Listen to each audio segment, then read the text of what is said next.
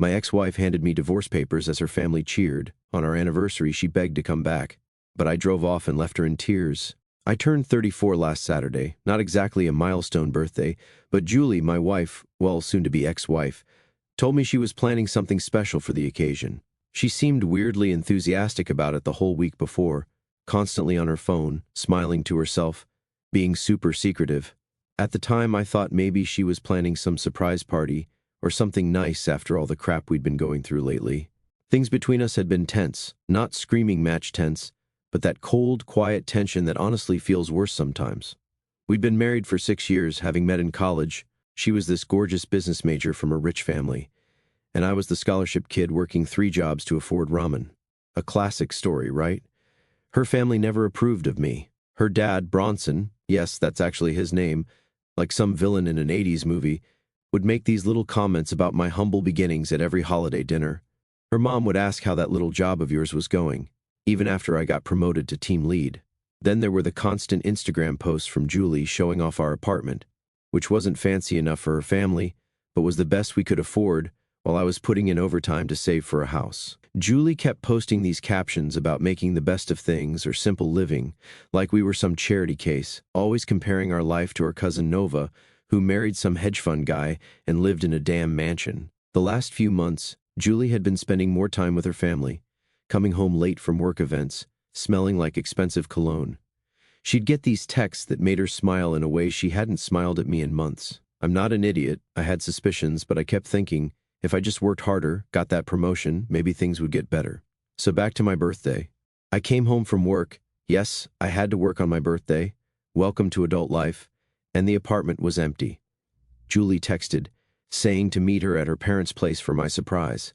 Already weird, since her parents' house was the last place I'd want to celebrate anything, but whatever. I figured maybe she was trying to smooth things over with them. I show up at their McMansion in the suburbs, and Julie meets me at the door with this weird smile that didn't reach her eyes. The living room is full of people, her parents, her sister Annabelle, a couple of cousins, some family friends I recognize from past gatherings.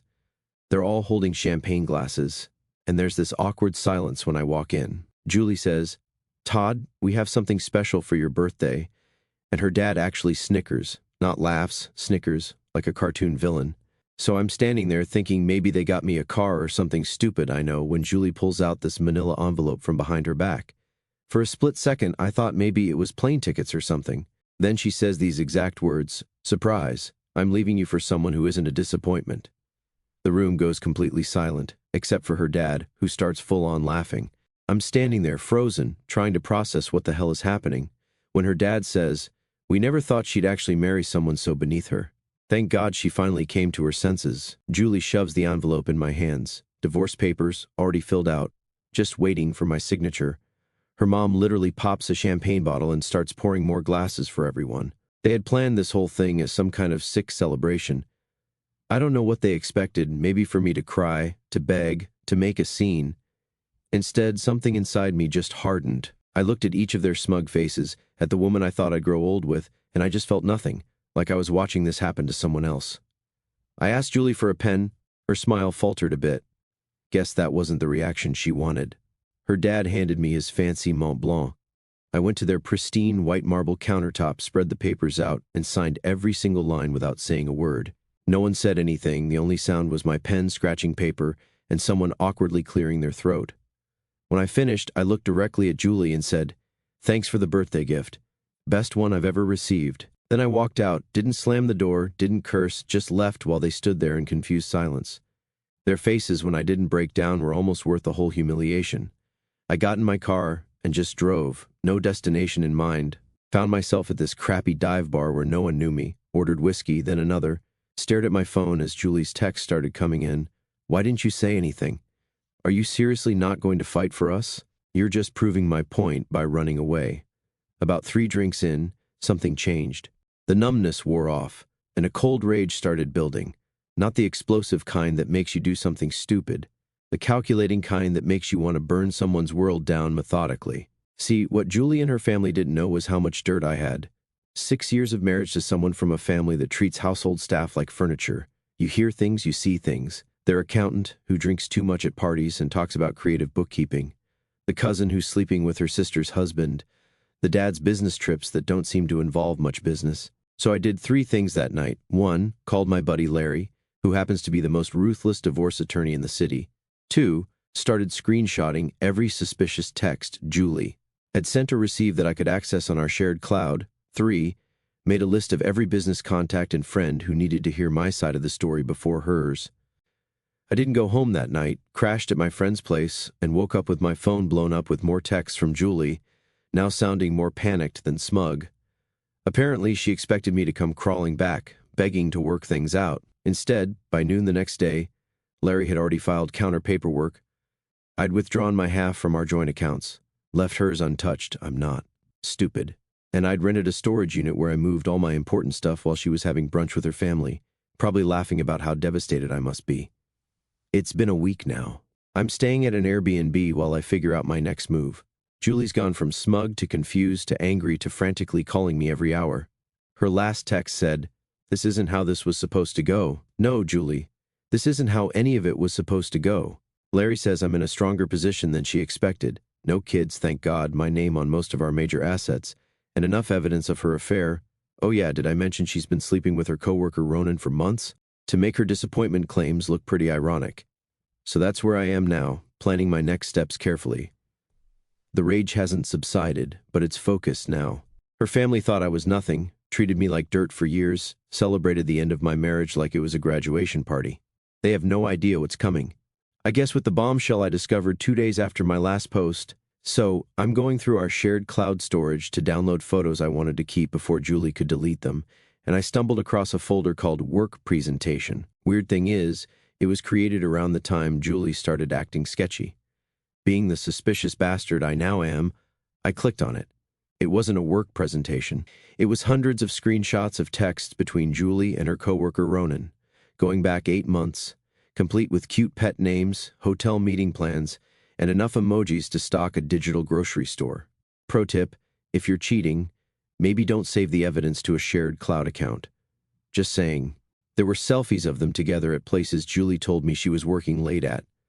Turns out, she wasn't analyzing quarterly reports at 10 o'clock on a Thursday, unless Ronan's abs were somehow involved in the financial analysis. I forwarded everything to Larry, divorce attorney extraordinaire, who literally just texted back, "Christmas came early this year, the guy's a savage, and I'm here for it." So that's discovery number 1, but here's where things get interesting. After the initial shock wore off, I made 3 decisions. 1, I was going to focus on getting my life together instead of just revenge. 2, I was going to let the divorce process play out through Larry without engaging with Julie directly. 3, I was going to start subtly building a new life that would eventually make her regret everything. The apartment we shared had too many memories, so I found a month-to-month rental. Nothing fancy, but it has this small balcony where I can actually see the stars at night. First night there, I sat outside with a beer, looked up at the sky, and realized I hadn't felt peace like that in years. Started hitting the gym regularly, not because I'm trying to get a revenge body, though not gonna lie, that was part of the motivation, but because I needed somewhere to put all this anger. First week, I could barely lift anything without my noodle arms shaking. Now I'm actually starting to see definition. Who knew emotions could be channeled into biceps?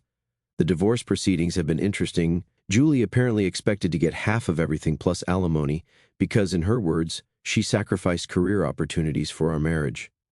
Larry actually laughed when he heard this. Turns out, those sacrificed opportunities are hard to prove when you've been spending your work hours sending dirty texts to your coworker instead of, working. The affair evidence was our ace. Julie's family had always positioned themselves as these perfect, upstanding community pillars. Her dad, Bronson, is always posting on LinkedIn about family values and integrity in business. The threat of their precious daughter's affair becoming public knowledge during divorce proceedings made them suddenly very agreeable to Larry's terms. One weird moment came when I was clearing out the last of my stuff from our apartment. Julie showed up unexpectedly, first time I'd seen her since the birthday ambush. She looked different, hair all messy, wearing sweatpants, which she never did before. She started with this whole speech about how she made a mistake, how Ronan wasn't who she thought he was, how maybe we could talk about reconciliation. I just walked past her with my box of stuff and said I'd have my attorney contact hers if she had anything to discuss. The look on her face, like she genuinely couldn't comprehend that I wasn't falling to my knees with gratitude for this second chance, was honestly priceless. So here's where things stand now. The divorce is almost finalized, no alimony, thanks to the affair evidence. We're selling the apartment and splitting proceeds, though I let her keep most of the furniture since I'm starting fresh. I've reconnected with old friends Julie always hated. Remember my buddy Mike, who she said was a bad influence because he once brought grocery store wine to dinner instead of something fancy? Turns out, he's still the same solid dude he always was, and now we hang out weekly for game nights. I started that business idea Julie always laughed at, nothing huge, just customizing vintage furniture, something I always liked doing but Julie thought was tacky. Made my first sale on Etsy last week. The profit was like $27 after expenses, but damn, it felt good. Here's where it gets juicy. Julie's family business, high-end real estate development, has hit some snags lately. Apparently they had this big commercial project that lost its main investor. This happened right after I had lunch with my old college roommate, who, plot twist, now works for that investor company. Did I mention anything specific about Julie's family during lunch? Nope. Did I accept his LinkedIn connection request afterward? Absolutely. Julie's sister, Annabelle, reached out to me last week. She was always the only decent one in that family. She said Julie has been a complete wreck, and Ronan dumped her after her dad tried to get him a better position at their company. Apparently Ronan was only interested in Julie for her family connections. Shocked Pikachu face. Julie's Instagram has gone from daily posts about her #blessed life to complete radio silence. Meanwhile, I've been posting occasional updates, hiking trips, furniture projects, nights out with friends. Nothing flashy, just me living a normal, happy life. Her best friend accidentally liked one of my photos at 2 in the morning, then quickly unliked it, so I know they're watching. Last night was what would have been our anniversary. I was sitting on my balcony, scrolling through Twitter, feeling pretty okay, actually, when my phone lit up with a text from Julie. I know you probably hate me, but I can't stop thinking about where we would be if I hadn't ruined everything. I miss your terrible jokes and the way you always made coffee for both of us, even when we were fighting. The apartment feels so empty now. Ronan was a mistake. My family was wrong. I was wrong. Please, can we just talk? I'm not above begging at this point. I stared at that text for a full hour, typed and deleted about 15 different responses. In the end, I just put my phone down and went to bed without replying. The thing is, 3 months ago, I would have given anything to get a text like that from her. Now, I'm not even sure what I want anymore. The anger is still there, but it's different now, less consuming. This morning, I woke up to find she'd sent 5 more messages overnight, each more desperate than the last. The final one just said, "I'm parked outside your building. Please come down." I looked out my window and sure enough, there was her white Audi in the visitor parking. She was just sitting there, looking up at the building. I closed the blinds and made coffee. What would you do? Part of me wants to hear what she has to say. Another part thinks opening that door, even a crack, would undo all the progress I've made. And a small, petty part that I'm not proud of wants her to feel exactly what I felt that day at her parents' house. Life is weird, man. 3 months ago, I thought my world was ending. Now I'm actually starting to think whatever comes next might be better than what I had before. So, it's been exactly 6 months since that lovely birthday surprise. A lot has changed. I moved out of that month-to-month rental into an actual house. Nothing fancy, just a small 3-bedroom in a decent neighborhood with a yard where I can finally get a dog. More on that later. The divorce was finalized 2 months ago with surprisingly little drama. In the end, Julie's family lawyer folded like a cheap lawn chair once Larry showed the receipts of the affair. My furniture side hustle has been doing okay, not quitting my day job okay, but enough to fund my coffee addiction and pay for streaming services. I've got regular customers now who specifically request my style. Still weird to think people actually like the stuff Julie used to call tacky garage sale rejects. Anyway, I was having a pretty normal Thursday night, ordering pizza, binging that new series everyone's talking about on Netflix. Honestly, it's mid, but I'm too invested to stop now, when my Ring doorbell notification goes off at like 11:30. I check it, thinking it's probably some drunk neighbor who got the wrong house again. Instead, I see Julie's car parked across the street, just sitting there, lights off. At first, I thought maybe she dropped someone off, but the car didn't move for over an hour. So, I did what any normal person would do, ignored it, and went to bed. But I couldn't sleep, knowing she was just waiting out there. Around 1 in the morning, I checked the camera again, and her car was still there. That's when my phone started blowing up with text. "Todd, please, I know you're home. I just need 5 minutes. I've been trying to reach you for weeks. Please answer. I've made a horrible mistake." And the kicker that actually made me get out of bed, I've been sleeping in my car for 2 days. I have nowhere else to go. I went to the window, and sure enough, I could see her reclined in the driver's seat of her Audi, the same car her daddy bought her for her 25th birthday that she once told me was entry-level, even though it cost more than I made in 6 months. I debated what to do. Part of me, the petty part, wanted to just close the blinds and let her enjoy her car camping experience, but I'm not actually a monster. So, I threw on sweats and a hoodie and went outside. The look on her face when I tapped on her window was rough.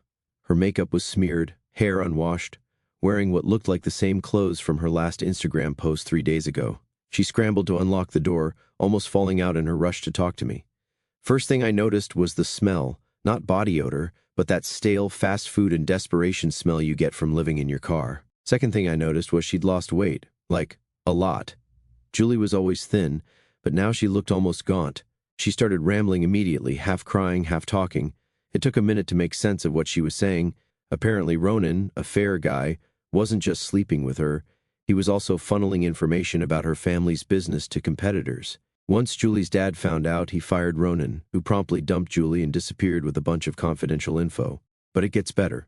Julie, in her infinite wisdom, had been covering for Ronan at work, changing reports to make his numbers look better because she was in love. When everything came to light, Daddy Dearest finally had enough and cut her off completely. No more job at the family business, no more allowance, no more paid apartment. She'd been couch surfing with friends for weeks but had burned through everyone's goodwill. Her last roommate kicked her out for not paying rent, which is how she ended up sleeping in her car outside my house as a last resort. I couldn't help but ask why she didn't go to her parents' McMansion. That's when she dropped the bomb that her dad, Bronson's business was under investigation for some shady financial stuff that Ronan had exposed. Turns out Mr. High and Mighty had been cutting corners in cooking books for years. Their assets were temporarily frozen, and they'd had to downsize dramatically while the investigation continued. The karmic justice was almost too perfect.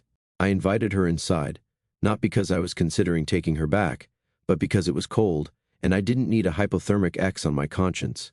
She walked in and immediately started crying again, this time about how nice my place looked. It's literally just normal furniture with actual plants I've managed to keep alive, but compared to her living in a car, I guess it was the Ritz. We sat at my kitchen table, and I made coffee while she talked. The whole story came pouring out. How her parents had pressured her into the divorce after finding out about Ronan, convincing her she could trade up while taking half my assets, how they'd planned the whole birthday ambush as a way to humiliate me so I'd sign quickly without fighting, how she'd realized within weeks that she'd made a terrible mistake, but her pride kept her from admitting it. She actually said, and I quote, "I thought you'd fight for me." That's when I laughed, not meanly, just at the absurdity of it all. She orchestrates this public humiliation, tells me I'm a disappointment, serves me divorce papers on my birthday, and expected me to what? Beg her to reconsider? Write a heartfelt letter about how I couldn't live without her? I asked her what she wanted from me now. More tears, then she laid it out. She wanted to try again. She'd learned her lesson and grown as a person in 6 months, apparently. She had nowhere to go, no money, no job prospects. Her expensive degree was useless without Daddy's connections. She thought maybe she could move in with me while we figured things out. I let her finish. Then I did something that surprised even me. I thanked her. I thanked her for the divorce, for showing me exactly who she and her family were, for forcing me to rebuild my life on my own terms. The past 6 months had been hard but also weirdly liberating. For the first time since college, I was making choices based on what I wanted, not what would please her or impress her family. She stared at me like I'd grown a second head. Then came more tears and bargaining. She'd do anything to fix things. She'd changed. She'd never appreciated what she had. I told her she could crash on my couch for one night because it was late, and I wasn't sending anyone out to sleep in their car. But in the morning, she needed to figure out her next steps. Steps that didn't involve me. The look of shock on her face was almost comical. I don't think Julie had ever been told no in her entire life. Morning came, and I made breakfast because that's just what decent humans do. While we were eating, her phone rang. It was her dad. She put it on speaker, habit, I guess, and I heard Bronson's voice for the first time since the birthday party. Gone was the smug condescension, replaced by something I'd never heard from him before: desperation. Their business was barely hanging on. Investors were pulling out left and right. They needed help from someone with connections in the industry, and Julie had mentioned I'd been doing well. He actually asked if I would consider meeting with him to discuss potential opportunities for mutual benefit. I almost choked on my coffee. The same man who laughed at me for being beneath his daughter, was now practically begging for my help. Julie looked at me with this weird mix of hope and embarrassment. I told Bronson I wasn't interested in any business arrangements with him, but I knew someone who might be able to help. Mia, the woman I've been seeing for the past month. She's actually brilliant at helping struggling businesses rebuild their reputation. Just friends so far, but honestly, the healthiest relationship I've had in years. There was a long silence on the phone. Then Bronson asked for her contact information. I gave it to him, ended the call, and looked at Julie.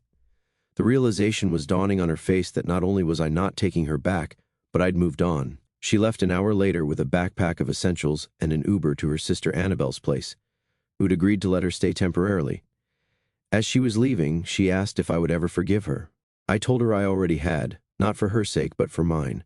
Holding on to anger was exhausting, and I had furniture to refinish and a dog to adopt. Speaking of which, meet Max, the three-legged rescue pit bull I adopted last weekend. Tax included in post. He drools on my couch and steals my socks, but he's the best decision I've made in years.